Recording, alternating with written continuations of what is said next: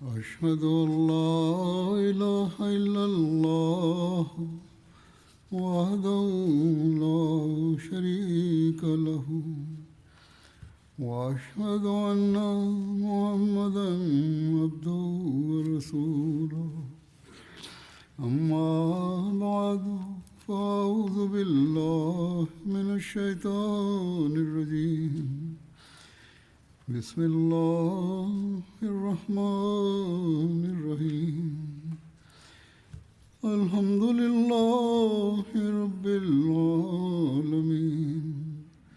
الرحمن الرحيم مالك يوم الدين إياك نعبد وإياك نستعين اهدنا الصراط المستقيم صراط الذين أنعمت عليهم غير المغضوب عليهم ولا الضالين.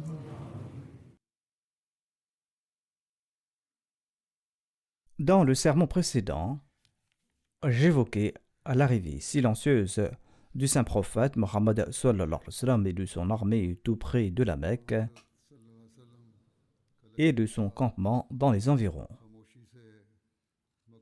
Le saint prophète Mohammed sallallahu alayhi wa sallam fit allumer des feux en 10 000 endroits. Abu Sufyan et ses compagnons ont vu cela et ils étaient très effrayés. Certains détails ont été évoqués auparavant. Je vais présenter plus de détails à ce propos. Hadrat Muslim Maud décrit ceci en ces termes. Puisque Abbas était un vieil ami d'Abu Sufyan, il a insisté pour que Abu Sufyan monte avec lui et se présente au service du saint prophète Mohammed sallallahu alayhi wa sallam. Il lui a donc pris la main et l'a fait monter avec lui sur le chameau et il a éperonné son chameau. Ils sont arrivés à l'assemblée du saint prophète Mohammed sallallahu alayhi wa sallam. Abbas craignait que Omar, qui avait été désigné pour le surveiller, ne le tue. Mais le messager d'Allah sallallahu alayhi wa sallam avait déjà déclaré que si l'un d'entre vous rencontre Abu Sufyan, eh bien, ne le tuez pas. Cette scène avait opéré un immense changement dans le cœur d'Abu Sufyan. Abu Sufyan avait vu que, quelques années auparavant, ils avaient forcé le messager d'Allah sallallahu alayhi wa sallam à quitter la Mecque avec un seul compagnon. Mais aujourd'hui, seulement 7 ans plus tard, il attaquait légitimement la Mecque avec 10 000 saints, sans oppression ni transgression. Et les habitants de la Mecque n'avaient pas la force de l'arrêter. Ainsi, à force de ces pensées, et en raison de la crainte et de la terreur, Abu Sufyan était abasourdi lorsqu'il a atteint l'assemblée du messager d'Allah sallallahu alayhi wa sallam. Le saint prophète Mohammed lui a vu son état et il a dit à Abbas d'emmener Abu Sufyan avec lui et de le garder pour la nuit. Amène-le-moi le matin. Abu Sufyan a donc passé la nuit avec Abbas. Quand il l'amena au messager d'Allah sallallahu alayhi wa sallam le matin, c'était l'heure de la prière de l'aube. Les habitants de la Mecque savaient-ils ce que signifiait se lever le matin pour prier? Abu Sufyan a vu les musulmans aller et venir, transportant des cruches d'eau. Il a vu des gens faire leurs ablutions, d'autres s'aligner. Abu Sufyan s'est alors dit qu'une nouvelle forme de châtiment avait peut-être été conçue pour lui. Pris de panique, il demanda à Abbas « Que font les gens si tôt le matin ?» Abbas a répondu « N'aie pas peur. Ces gens s'en vont prier. Ensuite, Abu Sufyan a vu des milliers de musulmans alignés derrière le messager d'Allah sallallahu alayhi wa sallam. Quand l'envoyé d'Allah sallallahu alayhi wa sallam s'inclinait, ils s'inclinaient tous. Et quand il se prosternait, ils se prosternaient tous. Étant donné qu'Abbas n'avait pas pu participer à la prière parce qu'il était de garde, Abu Sufyan lui a demandé « Qu'est-ce qu'ils font maintenant ?»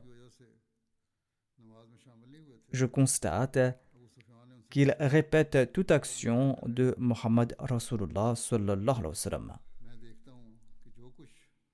Abbas a répondu « Mais qu'est-ce qui te prend? C'est la Salah.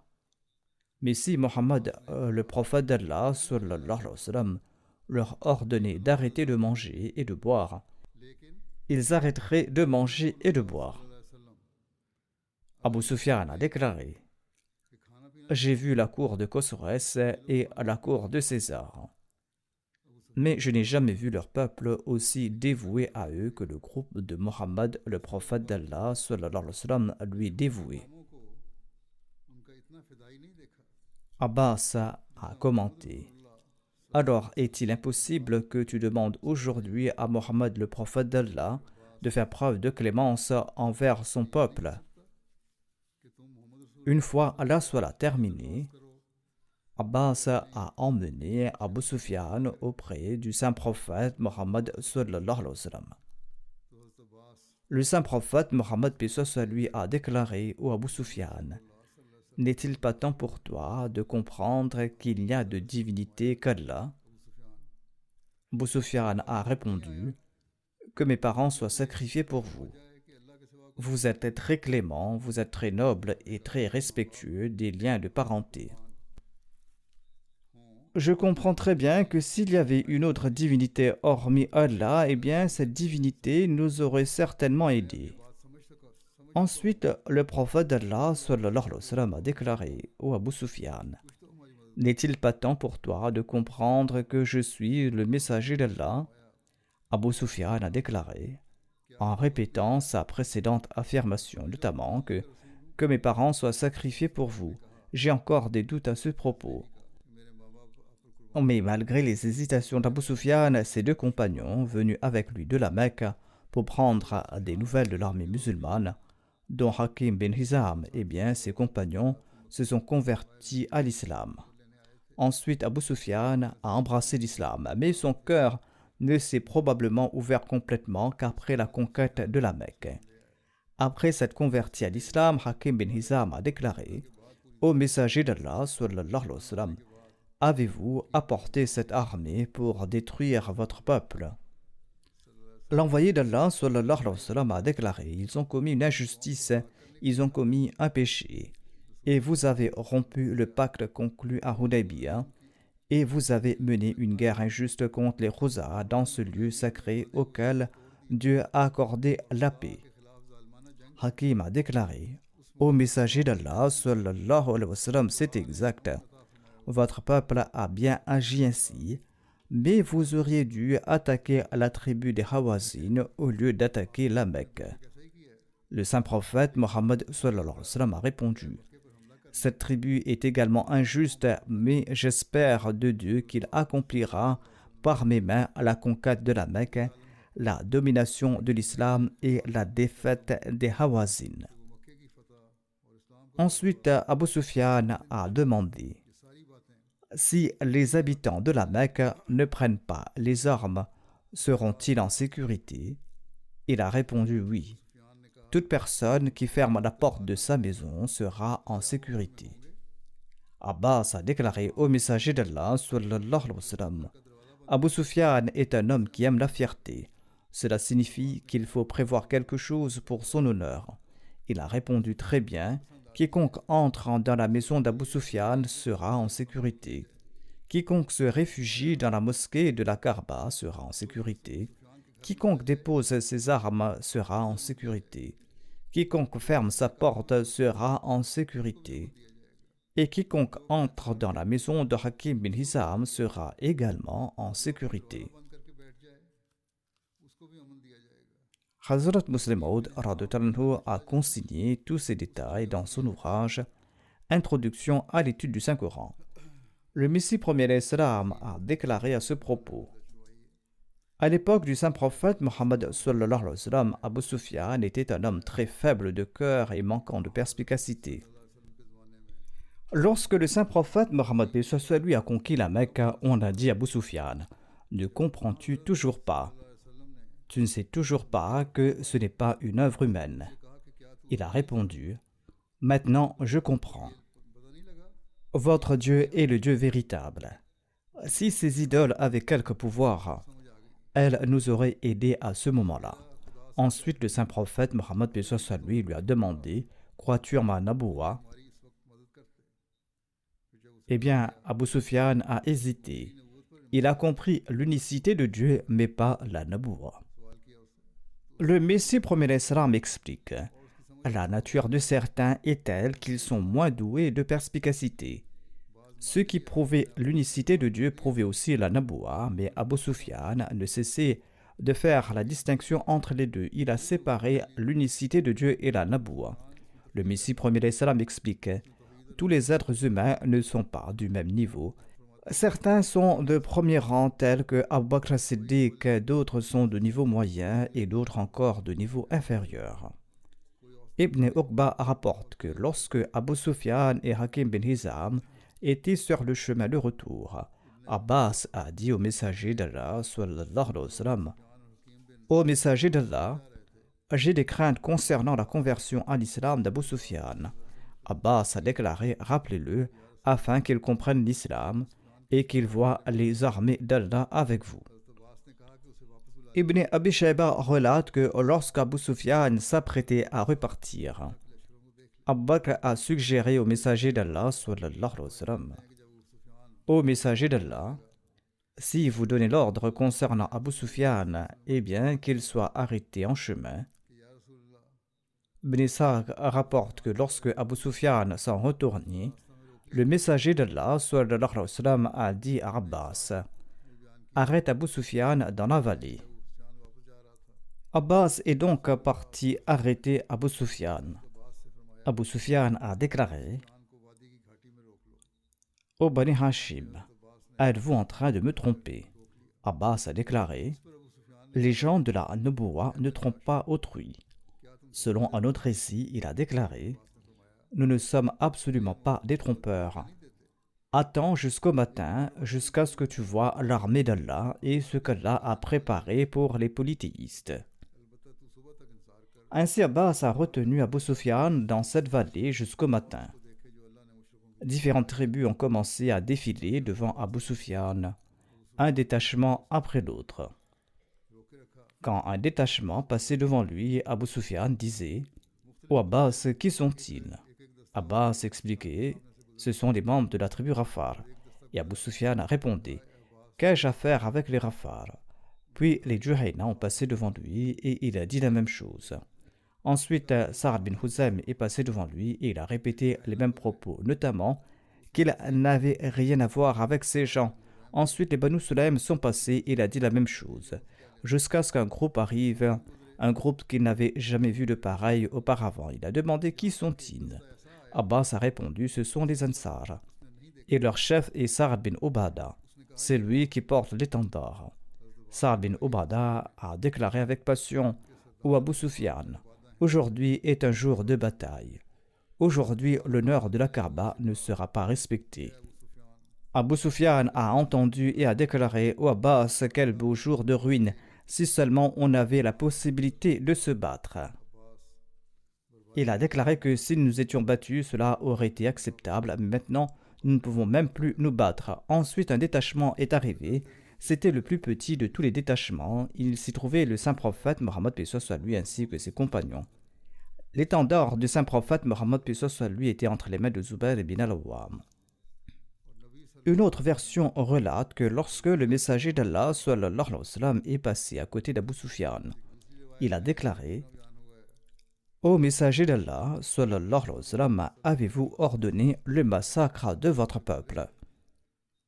Ne savez-vous pas ce qu'a dit Sa'ad bin Ubada? Le saint prophète Mohammed sallallahu alayhi wa sallam a demandé: qu'a-t-il dit? Abu Sufyan a répondu: Il disait ceci ou cela. Je vous conjure au nom d'Allah concernant votre peuple. Vous êtes le plus pieux, le plus attaché aux liens de parenté et le plus miséricordieux de tous les hommes. Le messager d'Allah, paix soit sur lui, a déclaré, Saad a tort.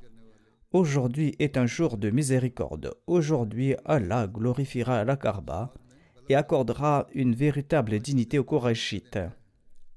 Ibn Ishaq a écrit que quelqu'un parmi les Muhajirin avait entendu ce qu'avait dit Saad. Ibn Hisham a rapporté que c'était Omar radhiyallahu anhu qui avait entendu cela. Et il a dit au messager d'Allah, sallallahu alayhi wa sallam, nous ne sommes pas en sécurité. Peut-être que Saad attaquera les Qurayshites. Selon une autre version, c'était Abdurrahman bin Auf et Othman qui avaient dit cela.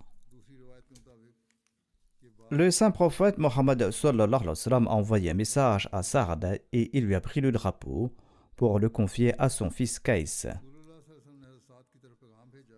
Hazrat Muslim Maud a expliqué cela en détail en tirant ces détails des livres d'histoire.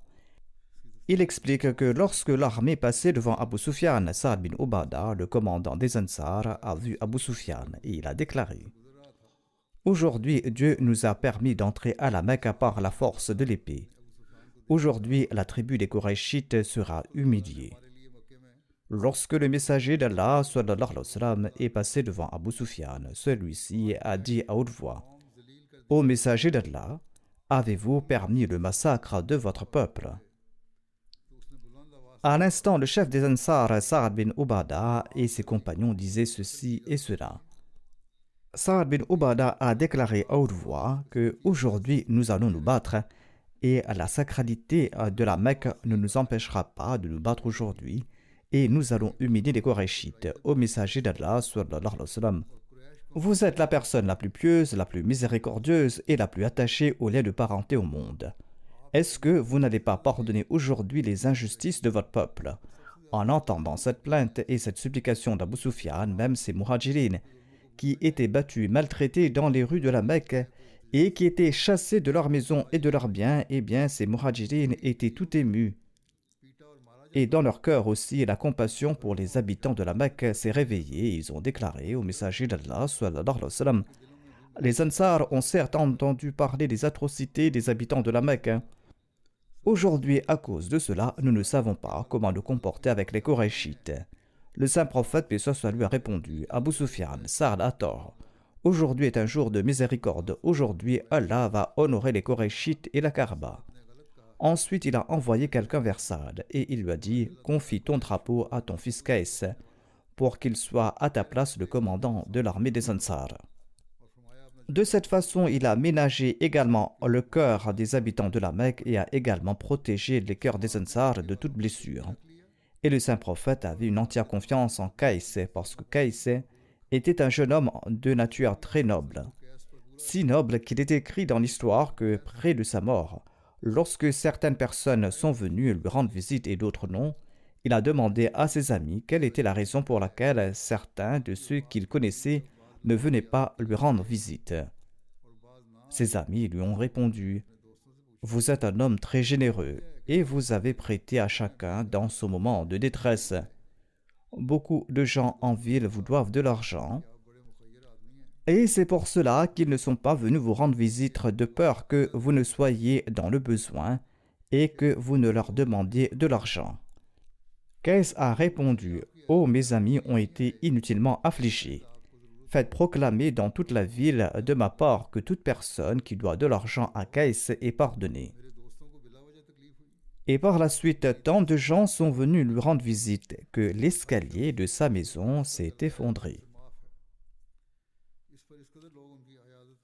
Ibn Abi Shayba a rapporté qu'Abbas a déclaré au messager d'Allah, sallallahu alayhi wa sallam, si vous m'autorisez, j'irai auprès des habitants de la Mecque et je les inviterai à l'islam et vous leur accorderez la sécurité. Ensuite, il est monté sur la mule blanche du saint prophète, paix soit sur lui, nommé Shahba, et il est parti. Il est entré dans la Mecque et il a déclaré aux habitants de la Mecque, embrassez l'islam et vous serez sauvés. Une armée si grande est venue vers vous que vous n'avez pas la force de la combattre.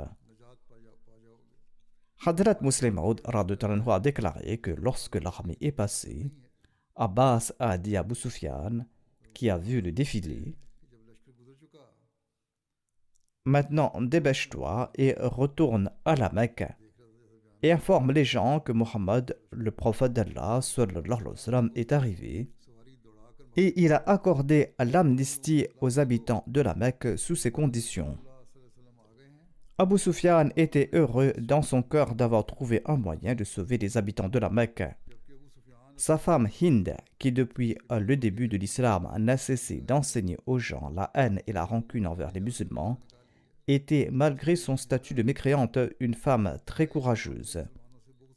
Hind s'est avancée, elle a attrapé la barbe de son mari et elle a commencé à appeler les habitants de la Mecque en criant « Venez tuer ce vieux idiot !» Au lieu de vous conseiller d'aller vous battre et de mourir pour vos vies et l'honneur de votre ville, il vous annonce l'amnistie. Abu Sufyan, voyant son action, a déclaré « Ô insensé, ce n'est pas le moment pour ces choses, va te cacher chez toi. J'ai vu une armée que toute l'Arabie n'a pas la force de résister. » Voici le récit de l'entrée de l'armée islamique à la Mecque. Bukhari rapporte d'après Urwa qu'il a ordonné à Zubair d'entrer par Qadha, la partie haute de la Mecque. Il devait planter son drapeau à Hajoun et de ne pas quitter les lieux jusqu'à son arrivée. Hajoun est une montagne du côté de la ville de Muhassab, à environ 2,5 km de la maison d'Allah. Khalid bin Walid était à la tête de l'aile droite de l'armée. Son détachement comprenait les tribus Aslam, Sulaim, Ghaffar, Muzayna et Juhayna. Le saint prophète Mohammed sallallahu alayhi wa sallam lui a ordonné d'entrer à la Mecque par la partie basse de l'It. Et il lui a ordonné de planter des drapeaux près des maisons voisines. Le saint prophète Mohammed sallallahu alayhi wa sallam a nommé Abu Ubaida bin al-Jarrah à la tête de l'infanterie. Le saint prophète Mohammed lui avait ordonné à ses commandants de s'abstenir de combattre, c'est-à-dire de ne pas engager le combat. Il a dit « Ne combattez que ceux qui vous combattent ».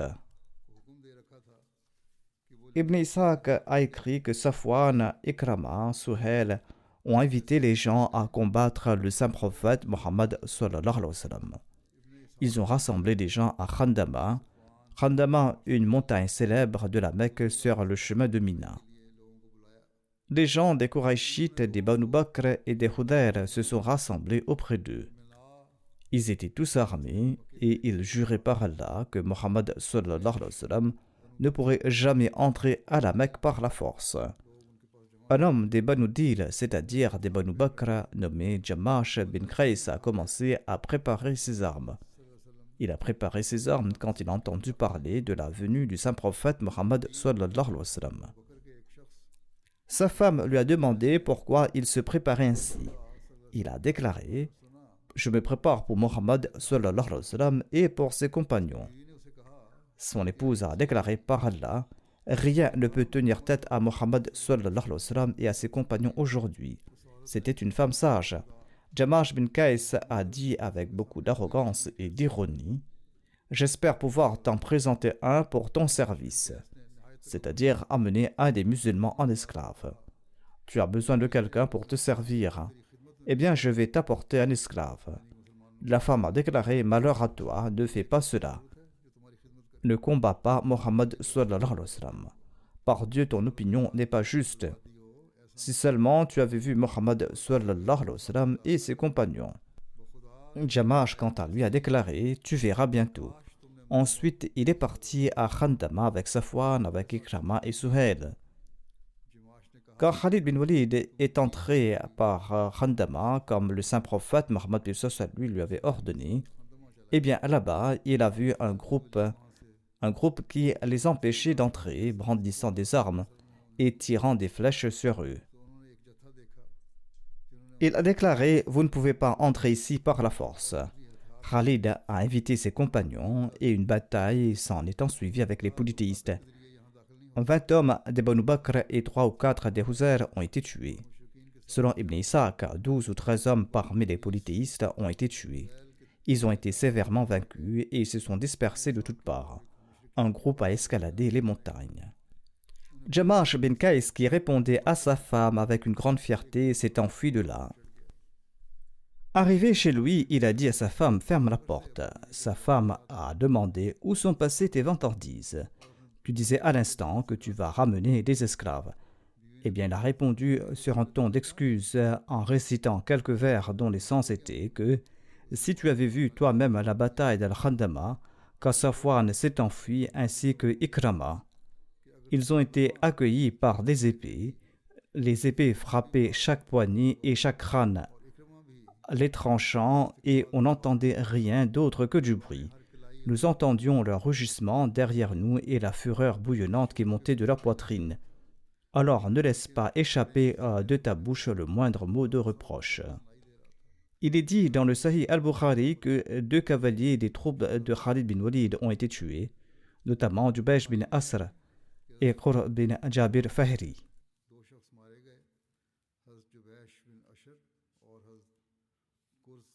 Voici ce qui est dit au sujet de l'annonce de la garantie de sécurité pour les habitants de la Mecque.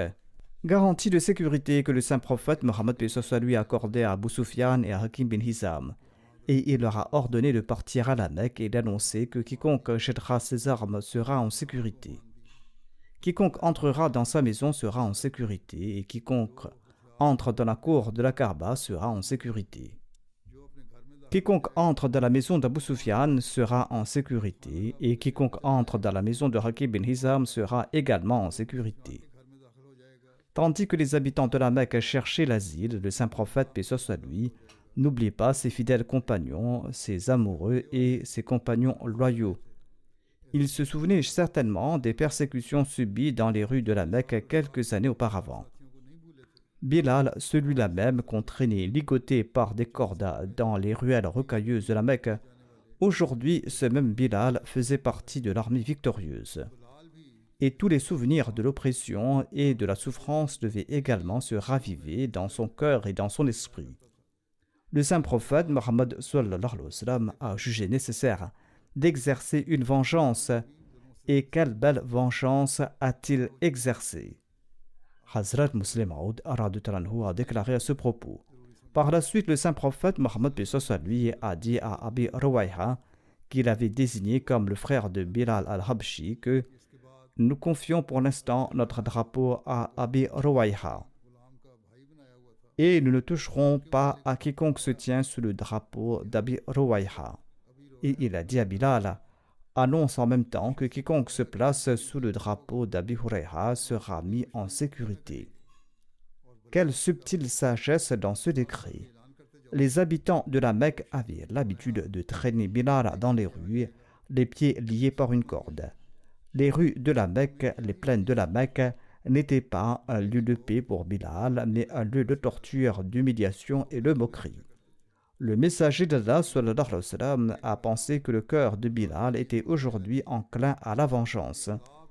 Il était certes nécessaire de venger ce fidèle compagnon, mais il était également nécessaire que notre vengeance soit conforme à la grandeur de l'islam.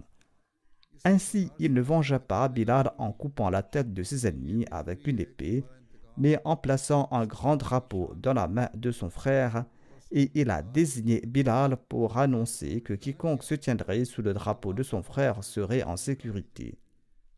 Quelle magnifique vengeance, quelle belle vengeance! Lorsque Bilal a annoncé à haute voix aux habitants de la Mecque, « Venez vous ranger sous la bannière de mon frère, la sécurité vous sera accordée », en disant cela, son cœur se vidait de lui-même de tout sentiment de vengeance et il comprenait que la vengeance que le saint prophète Mohammed lui avait prescrit était le plus magnifique et le plus beau des vengeances. Ailleurs, Hadrat Muslim Maud a décrit ainsi cet épisode. Il déclare que le fait le plus grandiose dans cet événement est la bannière de Bilal. le saint prophète Mohammed sallallahu alayhi wa sallam a confectionné un drapeau pour Bilal et il a déclaré: quiconque se tient sous le drapeau de Bilal, c'est-à-dire ici le drapeau de son frère, eh bien quiconque va se tenir sous ce drapeau sera en sécurité. Tandis que le chef était le saint prophète Mohammed paix soit lui, mais il n'y avait aucun drapeau qui n'a été dressé pour le saint prophète Mohammed paix soit lui. Après lui, Abu Bakr était celui qui avait consenti au plus grand sacrifice, mais il n'avait pas non plus de drapeau en son nom. Omar était le prochain en ligne parmi les chefs musulmans, mais aucun drapeau n'a été dressé pour Omar. Othman était le favori après lui. Il était d'ailleurs le gendre du saint prophète paix soit lui, mais il n'avait pas de drapeau en son nom non plus. Ali était le prochain en ligne. Il était aussi le cousin et le gendre du saint prophète Mohammed paix soit lui, mais il n'y avait pas de drapeau en son nom. Il y avait aussi Abdurrahman bin Auf, et le saint prophète avait déclaré à propos d'Abdurrahman bin Auf que tant qu'il sera en vie, il n'y aura pas de dissension parmi les musulmans. Mais il n'y avait aucun drapeau au nom d'Abdurrahman. Abbas était l'oncle du saint prophète Mohammed paix soit lui. Parfois, il était même impertinent à l'égard du saint prophète paix soit lui, sans que ce dernier ne se fâchât contre lui. Mais l'envoyé d'Allah paix soit lui n'avait pas préparé de drapeau en son nom non plus. Et les autres chefs et d'autres illustres personnages étaient présents, dont Khalid bin Walid, le fils d'un chef, une personne très renommée, ainsi qu'Amr bin al-As. Il était également le fils d'un chef et d'innombrables autres fils de chefs, mais aucun d'entre eux n'avait de drapeau en leur nom. Un drapeau a été érigé au nom de Bilal. Pourquoi cela? Quand l'assaut avait été lancé contre la Kaaba, Abu Bakr était conscient que ceux qu'on allait tuer étaient ses frères et ses proches. Il avait lui-même demandé au envoyé d'Allah: allez-vous tuer vos frères? Ainsi donc, Abu Bakr avait oublié les persécutions d'antan. Il savait qu'ils étaient ses frères. Omar, quant à lui, disait au envoyé d'Allah: tuez ces mécréants. Mais quand le saint prophète Mohammed paix soit lui les a graciés, ce même Omar a apprécié le fait que ses frères ont été pardonnés. Othman et Ali se disaient aussi peut-être: nos frères ont été pardonnés, fermons les yeux sur les persécutions qu'ils nous ont infligées. Le saint prophète Mohammed paix soit lui lui-même, en leur pardonnant, devait penser: parmi eux, il y avait mon oncle, mes frères, mon gendre, des proches et des parents. Si je leur pardonne, eh bien ce sera là un fait louable. Mes proches ont été sauvés. Il n'y avait qu'une seule personne qui n'avait aucune parenté à la Mecque, qui n'avait aucun pouvoir à la Mecque, qui n'avait aucun compagnon à la Mecque, et qui, dans son état de dénuement, subissait une oppression que ni Abu Bakr, ni Ali, ni Othman, ni Omar, ni même le saint prophète Mohammed paix soit lui n'avait subi. Bilal était allongé nu sur le sable brûlant et torride. Ici, dans ce pays, il fait moins chaud, mais le Muslim Maud explique que dans les pays chauds, on ne peut même pas marcher les pieds nus en mai et en juin. Là-bas non plus, on ne pouvait pas marcher les pieds nus en mai et en juin en raison de la chaleur. Mais on déshabillait Bilal et on l'allongeait sur le sable brûlant. Ensuite, des jeunes portant des chaussures cloutées dansaient sur sa poitrine et disaient: dit qu'il y a d'autres dieux hormis Allah, dit que Mohammed sallallahu alayhi wa sallam est un menteur. Et Bilal, dans sa langue abyssine, quand on le frappait, répondait: Asadu Allah ilaha illallah, Asadu Allah ilaha illallah. Et il répondait: peu importe les sévices que vous me faites subir. Comment pourrais-je dire qu'il y a deux dieux alors que je n'ai vu qu'un seul Dieu, un Dieu unique? Ayant constaté que Mohammed, le prophète d'Allah, est véridique et il est un prophète de Dieu, comment puis-je le répudier? Sur ce, ses tortionnaires le frappaient davantage. Ils le tourmentaient durant les mois d'été. Durant les mois d'hiver, ils l'attachaient par le pied et le tiraient dans les rues pierreuses de la Mecque, et ils lui lacéraient la peau en lui demandant de répudier le saint prophète Mohammed paix soit lui et de croire en d'autres dieux en sus du Dieu unique. Mais Bilal, quant à lui, répliquait: Asadu Allah ilaha illallah, Asadu Allah ilaha illallah. Quand les 10 000 soldats musulmans sont entrés à la Mecque, Bilal s'est dit: aujourd'hui, je vais me venger contre ces chaussures qui dansaient sur moi. Aujourd'hui, je vais me venger contre ces chaussures qui dansaient sur moi. Le saint prophète Mohammed paix soit sur lui a annoncé que toute personne qui entrera dans la maison d'Abu Sufyan sera pardonnée, ainsi que celui qui entrera dans l'enceinte de la Kaaba et celui qui jettera ses armes et celui qui fermera les portes de sa maison. Toutes ces personnes seront pardonnées et Bilal s'est peut-être dit, le saint prophète a pardonné tous ses frères. Cela est positif, mais où est ma vengeance? Le saint prophète, paix soit sur lui, aurait constaté que sa clémence avait meurtri une seule personne, notamment Bilal. Car ceux qui étaient pardonnés n'étaient pas ses frères. Personne d'autre n'avait subi ce que Bilal avait subi. Le saint prophète Mohammed sallallahu alayhi wa sallam a annoncé « Je vais le venger ». Et cette vengeance ne portera pas atteinte à ma naboua, et cela va réjouir également le cœur de Bilal. Le saint prophète, paix soit sur lui, a déclaré « Dressez l'étendard de Bilal » et à ses chefs de la Mecque qui dansaient sur sa poitrine avec leurs chaussures, qui le traînaient en attachant une corde à ses pieds, qui l'allongeaient sur le sabre brûlant, dites-leur que s'ils veulent sauver leur vie et celle de leurs enfants, eh bien, ils doivent se placer sous l'étendard de Bilal. Selon moi, aucun être humain n'a eu de vengeance plus grandiose depuis la création du monde, depuis que l'homme détient le pouvoir, depuis que l'homme a eu la capacité de prendre la vie d'un autre pour se venger. Quand le drapeau de Bilal a été planté devant la Kaaba, et que ces mêmes chefs mécois qui naguèrent le piétinaient pour le contraindre à répudier le saint prophète Mohammed paix soit lui, ces chefs couraient avec leurs femmes et leurs enfants pour se placer en dessous du drapeau de Bilal afin d'avoir la vie sauve. En cet instant-là, Bilal s'était certainement voué corps et âme au saint prophète Mohammed sallallahu alayhi wa sallam. Il s'était sûrement dit « J'ignorais si je pourrais me venger de ces mécréants ou pas ». Mais vengeance il y a eu. Ceux qui m'écrasaient la poitrine avec leurs chaussures posent aujourd'hui leur tête devant mes chaussures. Cette vengeance était plus grandiose que la vengeance de Joseph, car Joseph, quant à lui, avait pardonné ses frères en raison de leur père. Joseph l'avait fait pour son père. Les graciés étaient ses frères. Mais ici, le saint prophète Mohammed paix soit sur lui avait pardonné ses oncles et ses frères par le truchement des chaussures d'un esclave. Quelle importance de la vengeance de Joseph face à cette vengeance-là? Bilal était un homme faible. Son enfance et sa jeunesse s'étaient écoulées sous la domination des chefs koraïchites. Le saint prophète Mohammed paix soit sur lui l'a réconforté et lui a accordé un honneur sans précédent dans l'histoire du monde, comme j'ai mentionné plus tôt, et cela restera mémorable à jamais.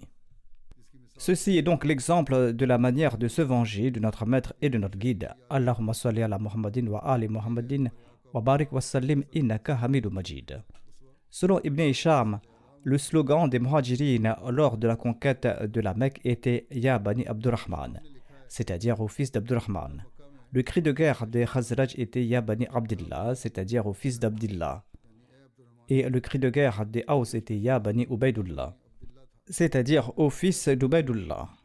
Le saint prophète Mohammed paix soit sur lui est arrivé au col de la montagne des Zakir, également nommé Qadha, d'où il est entré à la Mecque le jour de la conquête de la ville. Et là-bas, il a vu l'éclat des épées, et il a déclaré « Ne vous avais-je pas interdit de combattre ?» On a informé que les mécréants ont affronté Khalid et qu'il a également manié l'épée. L'ennemi avait attaqué en premier. Et le saint prophète a déclaré la décision d'Allah est la meilleure. C'est-à-dire qu'Allah souhaitait montrer aux mécréants qu'aujourd'hui, ils ne peuvent pas empêcher les musulmans d'entrer à la Mecque par la force. C'était une décision irrévocable de Dieu que personne ne pourrait contrecarrer. C'était là le récit initial de l'entrée à la Mecque. Inch'Allah, je présenterai d'autres récits à l'avenir. Pour l'instant, je voudrais mentionner une défunte dont je dirigerai la prière funéraire. Il s'agit de Mukarrama Amina Shehnaz Sahiba, épouse de Mukarram Inamullah Sahib de Lahore. Elle est décédée récemment, à l'âge de 57 ans. Inna lillahi wa inna ilayhi raji'un. L'Ahmadiyya est entré dans sa famille grâce à son père Mohammeddin qui s'est rendu à Qadian en 1934 à l'âge de 15 ans. et il a prêté là-bas le serment d'allégeance sur les mains du deuxième calife. La défunte, par la grâce d'Allah, était Moussia. Elle laisse derrière elle son époux, un fils et 4 filles. Son fils Wajioullah est un missionnaire, il sert au Sénégal. En raison de son engagement sur le terrain, il n'a pas pu assister aux funérailles et à l'enterrement de sa mère. Le fils de la défunte, le Murabi Wajioullah Saheb, écrit ceci. Ma mère était extrêmement vertueuse. Elle était assidue dans ses prières et dans son jeûne, et elle lisait régulièrement le Saint-Coran, elle surveillait attentivement ses enfants, elle aimait profondément le califat de l'Ahmadiyya. Quelle que soit la difficulté ou la joie dont elle prenait connaissance, elle me demandait d'écrire une lettre au calife de l'époque. Elle choyait ses invités et les servait au-delà de ses moyens. Elle traitait avec amour même ses voisins non ahmadis. Malgré l'opposition de certains, elle leur accordait toujours le droit du voisinage. Son mari Inamullah Saheb dit qu'elle a vécu une vie extraordinaire avec lui. Son époux déclare « Elle m'a pleinement soutenu dans tout le service communautaire que j'ai eu la chance d'accomplir tout au long de ma vie. Si le travail communautaire me demandait de passer tout le jour ou toute la nuit hors de la maison, elle ne se plaignait jamais. Elle était très hospitalière et elle a préparé elle-même les repas pour environ 22 invités un mois avant son décès. Elle aidait les pauvres autant qu'elle le pouvait et elle cotisait au nom de ses défunts. Elle s'est également efforcée d'élever ses enfants de la meilleure des manières. Et elle a longtemps occupé le poste de secrétaire des finances de sa communauté et elle exerçait encore cette fonction au moment de son décès. Son frère aîné déclare « Ma sœur était aimante et attentionnée envers tous. Elle accomplissait les 5 prières quotidiennes depuis son enfance et elle était une personne qui faisait la prière de Tahajjud, qui aimait passionnément le califat. Elle récitait régulièrement le Saint-Coran et elle rendait visite aux enfants et aux autres enfants de la famille et les encourageait à accomplir la prière avec assiduité et à réciter le Saint-Coran. Elle entretenait de bonnes relations avec ceux qui n'étaient pas de la Jamaat. Une voisine non-Ahmadi déclare qu'elle avait une relation de 20 ans avec elle et qu'elle la traitait comme une sœur. Elle dit que la défunte traitait mes enfants comme une mère et mes enfants l'appelaient aussi mère. Elle me donnait toujours les meilleurs conseils dans tout ce que j'entreprenais. Ainsi donc, il y a des gens bien hors de la Jamaat qui ont des liens et qui apprécient les Ahmadis. La présidente de la Lajna de Rajnatown déclare « Nous avons perdu avec le décès de la défunte une membre de notre Jamaat qui était très sincère et loyale envers le système communautaire. Elle a occupé le poste de secrétaire aux finances pendant environ 20 ans et elle travaillait avec beaucoup de sincérité. Elle participait activement et avec enthousiasme aux activités de la communauté. Quelles que soient les circonstances, elle ne laissait jamais personne repartir les mains vides. » Ses filles ainsi que d'autres jeunes femmes ont dit que chaque été, elle jeûnait le jeudi de la semaine. Si un événement était organisé chez elle, elle acceptait de bon cœur et en assurait l'hospitalité, qu'Allah lui accorde son pardon et sa miséricorde. Son fils missionnaire, comme je l'ai dit, est sur le terrain et n'a pas pu assister aux funérailles de la défunte. Qu'Allah lui accorde patience et courage et que les enfants de la défunte soient les héritiers de ses prières.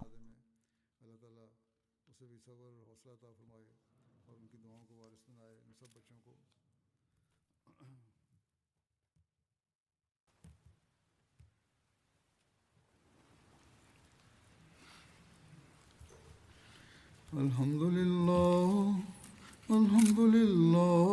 نحمده ونستعينه ونستغفره ونؤمن به ونتوكل عليه ونعوذ بالله من شرور أنفسنا ومن سيئات أعمالنا من يهده الله فلا مضل له ومن يضلله فلا هادي له ونشهد أن لا إله إلا الله ونشهد أن محمدا عبده ورسوله عباد الله رحمكم الله إن الله يأمر بالعدل والإحسان وإيتاء ذي القربى وينهى عن الفحشاء والمنكر والبغي يعظكم لعلكم تذكرون اذكروا الله يذكركم وادعوه يستجب لكم ولذكر الله أكبر